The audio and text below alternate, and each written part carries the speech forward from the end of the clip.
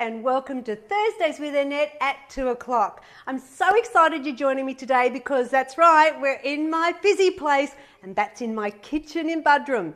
So today I'm going to cook for you homemade sausage rolls, and I'm just so excited because when you see how easy they are to make, you'll be making them all the time. But if we just remember last week's, because that was a really interesting one, I had some great feedback from you guys, and it was all about allergy week and also listening to your body and understanding what the body wants and what it doesn't want. And thank you for so many of your great comments. I just picked a couple that I wanted to share. Kim commented that she was loving these tips today, and I've been gluten intolerant for several years, she says. I'm under the guidance of a nutritionist, which is great. I listen to my tummy and I'm all good. If I don't listen, I'm in trouble. So that's exactly what we were talking about, was really connecting with your body. Now, Sally wrote that I always find the product tips so useful, and I'm glad about that. It really helps when I'm at the supermarket. So fantastic, Sal. Now, we had 3 winners. They all won book 7 because it had the gluten-free section in it. They're very excited for their signed copy. So drum roll, please. Winner, chicken dinner. We've got the fantastic Lynn Matthews, the awesome Ellen Lurie, and Marg Trudgent. They were the winners. So I'm super excited for them. And of course, there will be a giveaway later in the show. Wonder what it'll be. So, I'm going to set my kitchen up. I've got my soapy water in my sink. I don't really have a lot to go in the bin today, but let's do it anyway. So there's my rubbish bin ready to go. Now, we're making sausage rolls from book 2, the best book ever. And there's the recipe. Sausage rolls. Who doesn't love a sausage roll? Oh my gosh. And the thing is that when you're trying to be healthy and losing weight, these are the things you often think that you have to, sacrifice from having. And I go, no, there's everything in my cookbooks, in all those 7 books. There's all the recipes you need to have all the food you love. Now, sausage rolls, don't be frightened by them. It's a bit like the sponge the other week. Once I show you, I reckon you're going to be very, very excited. So what we start with, the ingredients. We have half a cup of breadcrumbs. Now, if you're gluten intolerant, you would use gluten-free breadcrumbs. Half a cup of skim milk, and if you are lactose intolerant, you would use probably almond milk, the fat-free almond unsweetened. I've got 200 grams of the very leanest mince you can buy. I've got 100 grams of sausage mince, half a small onion. Now, the onion has got to be really, really finely diced, and half a teaspoon of the dried mixed herbs. So there we go. To start with, though, you put the breadcrumbs into this bowl, and then you add the milk. Now, what I found when I was experimenting with this recipe, that by adding the breadcrumb mix to it, it holds it together, so you don't need an egg in it, and it just also makes the mince go further, which I really like that too. So we just mix that up together, and we're just going to leave that for about a minute. I'll just pop it over here, put these in the sink. And now we're going to get on to the filling. So that's the first start. Now what we do is we add in the mince, sausage mince, the very fine chopped onion. The reason you want it really fine is the last thing you want to do is get really big chunks of onion in your sausage roll. They can all go in the sink now as well. Are you getting how hard this is, people? Yeah, not at all. Pepper. And what I've done in the past is I've actually bought some of the mince and the sausage mince, and I've put them in little packs in the freezer because you can't always buy the small amounts of the sausage mince. So I'm going to mix it together. And that's why I've got my rubber gloves on, because I don't want this getting into my nails, under my nails, in my jewellery. No, don't like it. So you just give it a good mix up, and I reckon this is a recipe that you could teach the kids to do. And we sometimes have sausage rolls and salad for lunch. I know. You don't have to just keep it as like sausage rolls and tomato sauce. With salad, it's fantastic. All right, now I've mixed that in really well. Now what I'm going to do is add in, see how that's really absorbed into the breadcrumbs? What I might do is just get the scraper, get all that in. That can go away now. Everything's soaking there for me to wash at the end. And once again, all it is you're getting in and, what's the technical word? Mush the ingredients. Fantastic. Now, funny enough, when I look at this, I don't very rarely ever make just the one batch. I tend to make 2 or 3 or even 4 when I'm making them for parties. And what I'll do is if I'm making them for a party or whatever, I do this in the morning and then just put it in the fridge so that we've got the filling ready. It just means one less thing to worry about when you're catering. Now, I'm going to divide this into 2, and you'll see why in a minute because we're going to be using the phyllo. So how I like to make sure that everyone gets an even amount is I tend to weigh the mix first and then halve it. All right, so I'm going to take out about 250. That's it. All right, so there's one lot and there's the other. So let's get rid of this. And I'm going to take these off because they're a bit yucky. Sarah's asking whether you can put milk in instead of water in instead of milk in the breadcrumb mix. Well, you could. So Sarah's asked if you can use water instead of milk. And if you don't have any milk, you could. I just think it's just a nice, richer flavour. Okay, so now what we're going to use is the phyllo. Take a note, people. This is the one I use. I even write it in the recipe because I really think it's so important because if you've ever used phyllo and struggled, I know you've used the frozen one. It's woeful. It's just too hard to work with. So always get the one, and you normally get it round near where the garlic bread and that is. It's in the fridge section. So just carefully roll out your phyllo. Here we go. And we spray. So what we do, I'll move this a little bit forward, and we need 8 sheets. Whoops, careful, it's really delicate. Oh, okay, that's not the middle. There we go. Okay, so there's one. Now, the traditional way would be to get melted butter, brush it, and just soak it in butter. My way, and I invented this back in book 1, because I thought, you know what, that's not going to work for me and my weight loss. And I went, I wonder if the cooking spray would work. Yes, I'm a genius. It's perfect. So suddenly, all my dreams came true with phyllo pastry. Just spray it between each layer. Are you counting for me, people? Keep going. This is 5. You want 8 all up.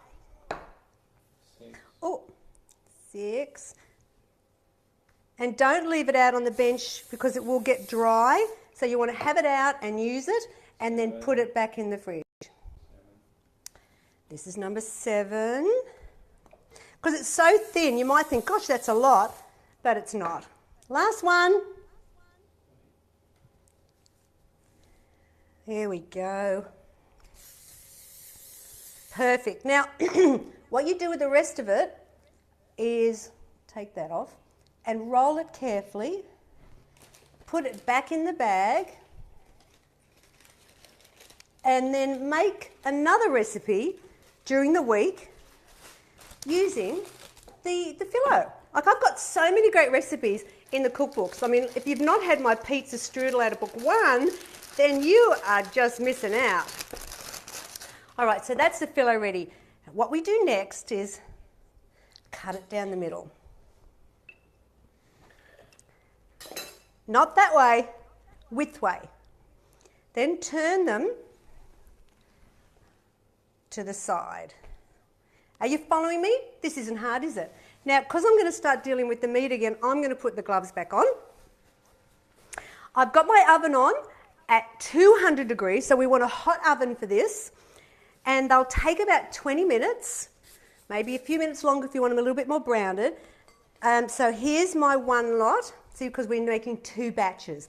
So what you do is you roll it out like a big sausage.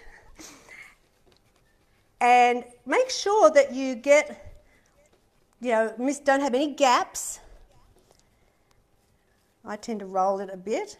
And making sure that the end bits are not being neglected. There's nothing worse if you get the end bit on the sausage roll and there's not much in it. That's looking fantastic. So I pick it up, put it to the end, right to the edge. Now just carefully, like you're doing a Swiss roll, just carefully but firmly roll it away from you. Spray. And we're done. Now you want the bottom, what do you call it? The edge at the bottom so it gets held. Now you cut it in half. With this recipe, you make 12 sausage rolls. But when I'm doing a party, I tend to make them a little bit smaller because you want bite size. Everybody loves this recipe. They are so good. So just spray your baking tray. Now I've cut it in half.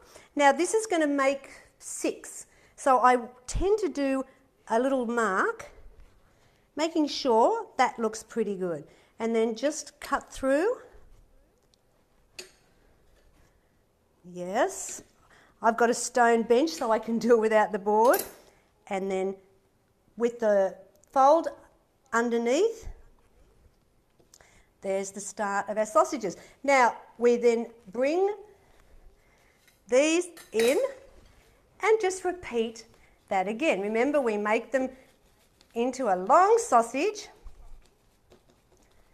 till you get to the end, making sure it's as even as you can. See how hard this is? Yeah, no. And once you've made homemade sausage rolls, I've got to tell you, there's no going back. You'll never buy those packet ones in the supermarket ever again. All right, where did I put the cooking spray? Here we go. And once again, cut side down there, in the middle, cut into 3 and 3. So that gives us a total of 12 sausage rolls. Now, if you wanted, you could make 4 big ones, and this could be just for lunch. That could be one serve for you. Alrighty, looking fabulous. So there's our 12 sausage rolls. I now just coat the top. Now, and also this is when you'd probably either maybe sprinkle some sesame seeds or poppy seeds on the top if you want. I'm just going to go plain today, and that's going to go in that hot oven for 20 minutes. There we go. So there's your sausage rolls done.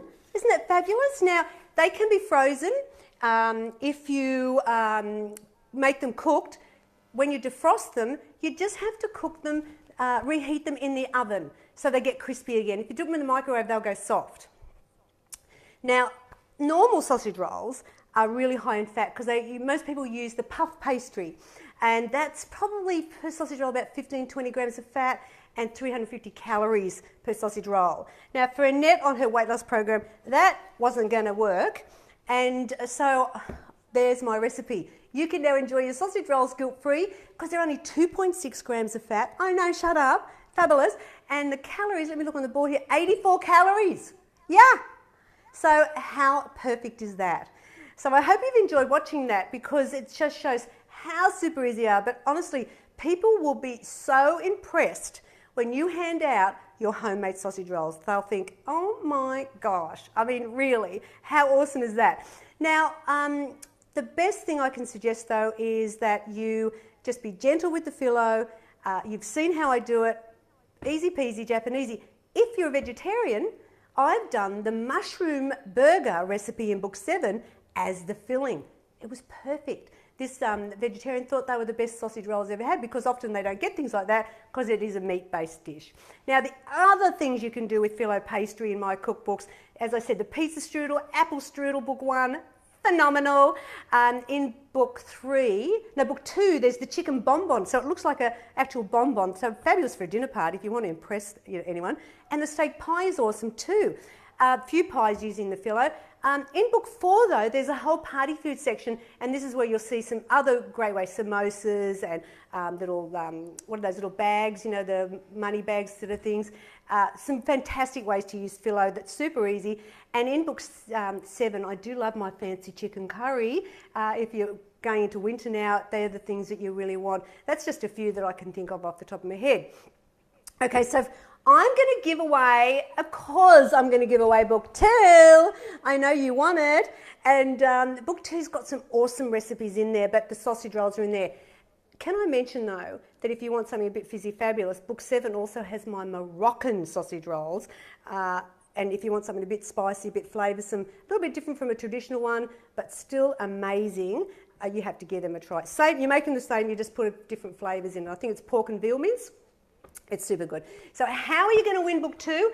Well, of course, you know what you've got to do, girls and boys. You like, share, and then in the comment, hello, hashtag simply too good. Remember, it's an SYM and the number 2, and then you'll go in the draw, and I will just randomly pick someone fabulous or 3 people that I will sign a copy and post off to you. So that's my gift to you guys. Now, next week's show, I'm really looking forward to it because I want to talk about something that, you know, I felt was really important on my weight loss journey when I had the realisation that food's not the only thing that can put weight on you.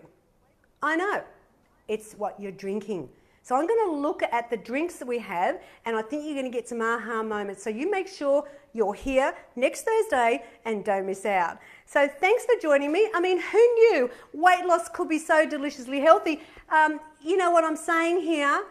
I have some pre-made that I did just before. Look at that. Look at that. Isn't that just wonderful? I mean, you just want to tuck in. Anybody want to try one? Anyone want to try one? Huh? I'll have them. Oh, okay.